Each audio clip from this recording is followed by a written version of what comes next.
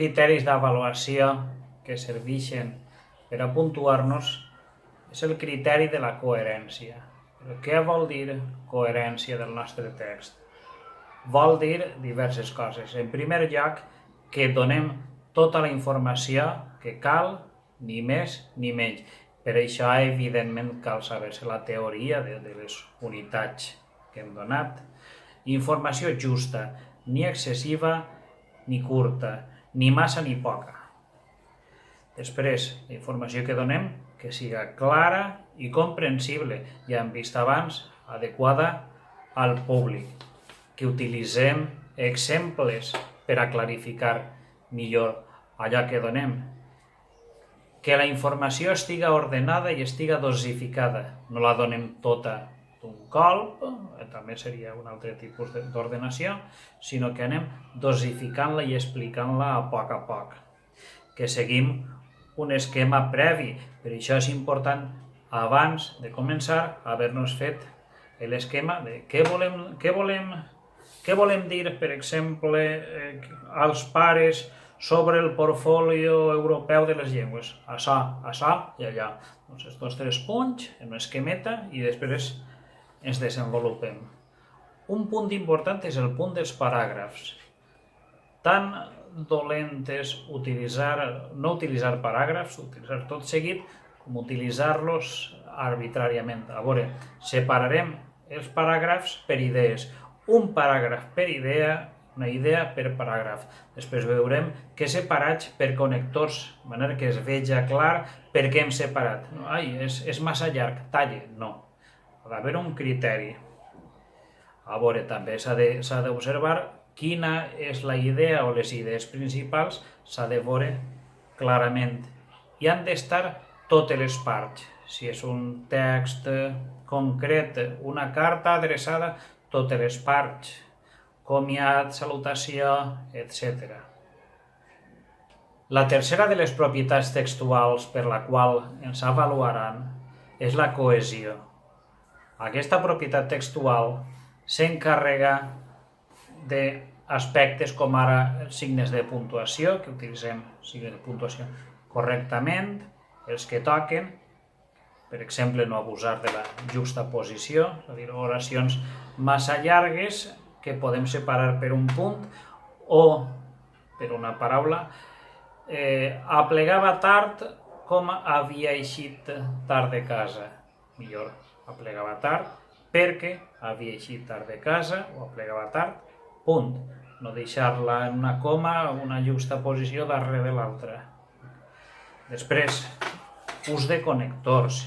Recordeu que apareixen llistes de connectors a bastament, no sé si les acabareu totes, si en teniu una, per introduir un tema, per continuar sobre un mateix tema, per expressar una causa, per expressar una conseqüència. Evidentment, per a l'examen heu de tindre-les ben sabudes. És moment, abans de l'examen, que practiqueu per veure si les podeu utilitzar o no. Jesús. Després, ús de pronoms, articles, possessius, adequadament. També la relació de temps, els temps verbals mantenen la cohesió o estan malament utilitzats. Ús de sinònims, antònims, hiperònims. Hiperònims va ser el nom del grup. Un hiperònim de tigre és animal. Aleshores, en aquests conceptes, en el nostre cas segurament seran conceptes de les escoles, coneixem els termes per a no repetir-nos, sinó usar el hiperònim o el sinònim adequat, o és tot escola, escola, escola. Vigilem perquè d'ahir ix la nota també. A veure, concorda, un altre aspecte de cohesió, concorden adequadament les paraules.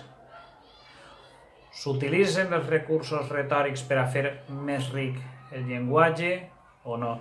Fem ús de la ironia, això és un valor afegit que puntuarà també. Aquests són els aspectes relatius a la cohesió, que és la tercera de les propietats textuals. Bé, i última i no menor és la correcció gramatical, evidentment tindrem en compte, respectarem l'ortografia, la gramàtica, tot això, no cal dir-ho, es lleven punys per faltes. Revisem el nostre text a l'hora de realitzar-lo i també, una vegada l'haurem acabat, això és ben important, falta un punt menys. Aleshores, amb això hem de jugar. Bé, aleshores ara plega el moment d'escriure el nostre text. Aleshores, dediquem primer uns moments a pensar, a veure, aquí hem d'escriure el text. On, quina situació és, sobre què anem a parlar, com parlarem. Després, amb claredat, direm tot. Així passa com la carabassa, que ni poca ni massa informació. Ordenadament, dosificada, posarem totes les parts, comiat, salutació, etc. Amb paràgrafs, enllaçat sempre per connectors, pels connectors adequats i per fi correctament escrit. Estes són, des del nostre punt de vista, les parts més importants, els aspectes més importants a l'hora de fer la redacció. Saber a qui parlem, què li hem de dir, què sap, com ho hem de dir, etc. Espero que això us hagi servit. Moltes gràcies per la vostra atenció. Adeu. Bé, intentarem aplicar-ho amb un exemple pràctic.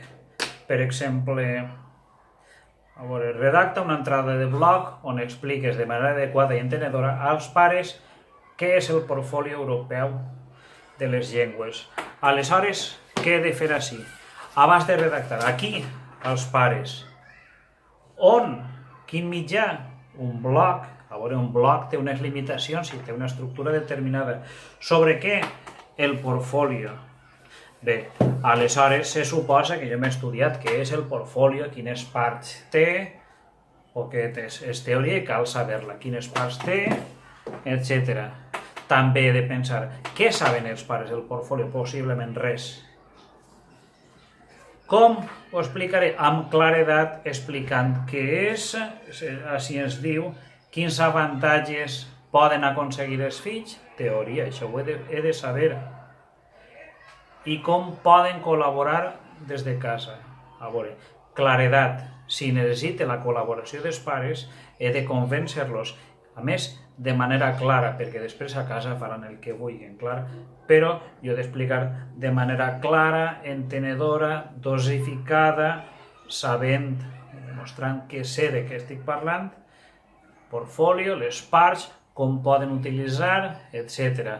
També això, l'adequació, parlant als pares, adequat al mitjà, adequat a la relació que tinc amb ells, amb fórmules de cortesia, etc. Tot això enllaçat amb connectors, en paràgrafs adequadament i sempre correctament escrit.